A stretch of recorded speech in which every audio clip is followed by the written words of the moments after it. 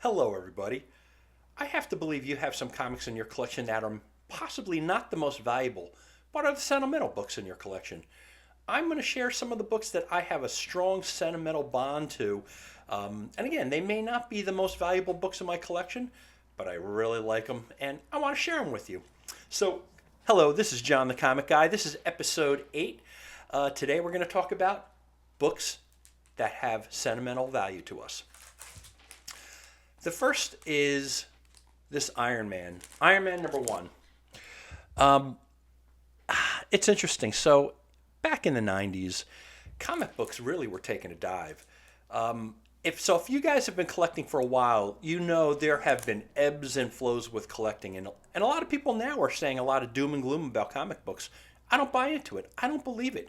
Just like securities, the stock market goes up and down, right? There is no guarantees, but what we do know is things are going to go up and things are going to go down, and you just can't panic. Well, all the people panicking about comics right now, this is the time that I'm buying because I'm fine with it. I understand people are going to get interest and they're going to lose interest. Well, the last time this happened, I saw this on eBay, and I'll tell you, the pickings for comics in the 90s were a little low because I think everybody just assumed comic books were dead. Well, I saw this. It was graded. It was graded a 7.5, and what I really love is this is one of the earlier labels for CGC. But I think I saw this for maybe $100 or something like that. And again, at that point, I just realized comics are for me. I'm not looking to be an investor with comics. I just wanted to buy what I liked. So I took advantage of the opportunity to buy this for $100 already graded. And now obviously the book is worth a lot more. I always had Iron Man among my favorites. Now, it was really, for the longest time, Iron Man and Spider-Man were my two favorites. It really was this armor. The gold and red, so flashy. When I first saw an Avengers comic at my friend Ernie's house, it was Iron Man and Vision that just I thought were so visually dynamic. So having a copy of Iron Man number 1 graded, and this is not my first copy. I think I probably had like 3 or 4 copies of Iron Man 1 in my day. This is the one that's still in my collection, and I'm really happy to own this one. The next one, I was selling at a convention, and the booth right next to me was Jim Steranko's booth. He and I were BSing the entire day. He was such a nice guy. If you guys have met Jim Steranko, and I have to assume most of you guys have, he is a very classic guy. He comes in with his, I think it was like a white wool suit, and he really enjoys talking about the good, the bad, and the ugly of the comic community. But, we sat next to each other, or we were standing next to each other in our booths. We were talking the whole day, and that was actually before he started charging for signatures. In fact, that was when he customized signatures. He wouldn't sign a book unless he customized it. So, and I didn't care, right? I'm not going to sell off these books. I really am a big Jim Steranko fan. So he signed it. It was customized to John, and I really appreciate having a copy. I always liked this cover. I like this book, and having Jim sign it for me. I actually pulled it out of my inventory and had him sign it because I knew I was going to see him that day. And this was, my buddy, rest in peace, Ken Fidanowitz. He used to do a show, Atomicon, down by LBI, New Jersey. This is from Atomicon 6. And, he didn't even charge me for the booth, right? I was a small press vendor. He let me sell for free. I was standing next to Jim Steranko, and I got this signed book. This is a book I don't think I ever plan to get rid of. And I have a couple of copies of this. Matter of fact, I just sold my 3rd or 4th copy of it. But this is a keeper. Okay, now this is for me, one of the most impactful books. Can I speak English right? One of the most impactful books that I ever got. So I got this in 1997, I believe. So 1997, this was the first Golden Age book I've ever owned. And it was at a convention, and I brought a bunch of books to trade. And the dealer who traded this to me, in return, he took the Wolverine miniseries, all four of them. And I asked him, I said, out of curiosity, right, that the exchange already occurred.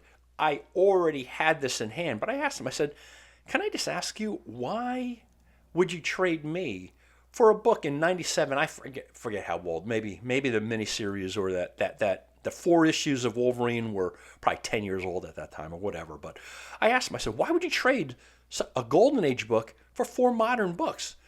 And it was mind-blowingly logical. He goes, John, I'm a dealer. I have no emotional ties to this book. And for me, what I want to do is I want to take the books that I know I can sell quicker, and selling 4 less expensive Wolverine books, which are highly coveted, for a book, albeit very valuable, or certainly more valuable. But he says, I'd rather take the books quicker to exchange and sell, like Wolverine. And it blew me away. And I use that term today. If I am not emotionally tied to a book, it makes so much sense. But this was my first Golden Age book. Really, really pleased to still have it. I don't think I'll ever part with it. I enjoy it so much. Way back when I first started collecting comics, so this was probably 1978, my friend Ernie and I went to New York. There was a comic convention.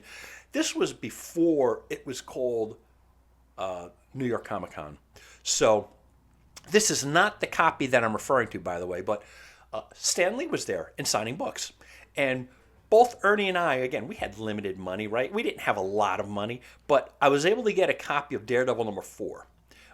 It was probably a little bit more beat up than this copy, and this is not a particularly high grade copy either. But the one I got at that convention was probably even more beat up. Well, both Ernie and I stood in line. We got pictures of us getting Stan Lee's signature, and you know how I always tell you about me quitting a couple of times. Well, one of the first time I quit, I actually had the signed Stan Lee copy of Daredevil number 4. I had at that time Iron Man number 1, which originally, way back when, I got a copy of Iron Man number 1 for $5 at a Holiday Inn comic convention in Wayne, New Jersey. So I had this, and one of the times when I quit, because I'm sure I wanted to buy Kiss Rock and Roll Over or something like that. So that was right around the time I think Rock and Roll Over came. I need cash. So I decided at that point, since I wanted to buy records instead of comics, I sold this book and my signed copy and my Iron Man number 1 to a comic store in the Livingston, New Jersey mall. And I probably got like $10 for each. I look back now and say those two are among my big comic regrets. But again, I had a copy of this signed by Stan Lee. Ernie, by the way, still has his copy. That's a man who knows what to keep. Me, I get so crazy. I get caught up in a different hobby, and then next thing you know is I'm selling it for $10. This is one of my most valued books, simply because my son Zach and his family bought this for Christmas for me a couple of years ago. They've known I've been a comic guy for a long time, and I want to give a special shout out to Zach because the other day he messaged me and he says, and again, he's my son. He let me know that the vocals, the audio on these recordings was a little lower, and when he was driving in this car, he had a harder time. And even if he turned the volume up all the way, he had a harder time. So that's one of the reasons I'm hoping the audio is better on this recording, because I'm using a microphone that I bought with his advice. And by the way, so he lives on the West Coast, and he is a fantastic card aficionado. He specializes really in sports cards, but he also has like tons of Pokemon cards.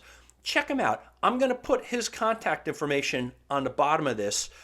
He goes by the name Big Homicide, Bigg Homicide, or Big Homie.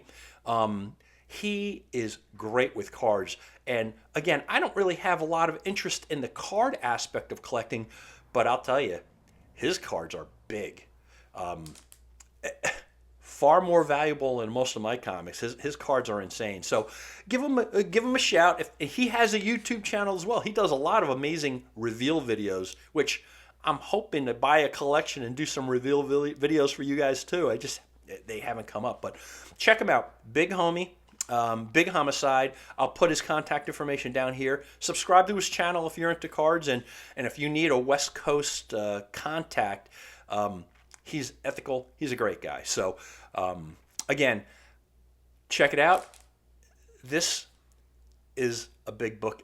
And by the way, I love the skeleton. I love the skeleton cover. It's right up my alley. So, anyway, that's what I have today. These are the books that I have an emotional tie to, and I really enjoyed sharing them with you. What are some of your books? Again, now, if you have books that are super valuable, but you're super tied to them, like if you have an Amazing Fantasy 15, I would be really curious. I know, Jim, you're out there, and I know you have Fantastic Four #1. That is an enviable comic. What books do you have that are very, very emotionally tied to you, whether they're valuable or whether they're not, and why? I'd really want to know.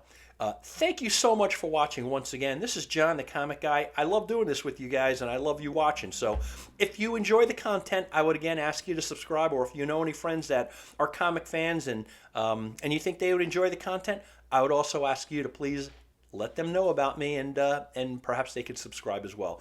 I will see you soon. Thank you so much, and you enjoy.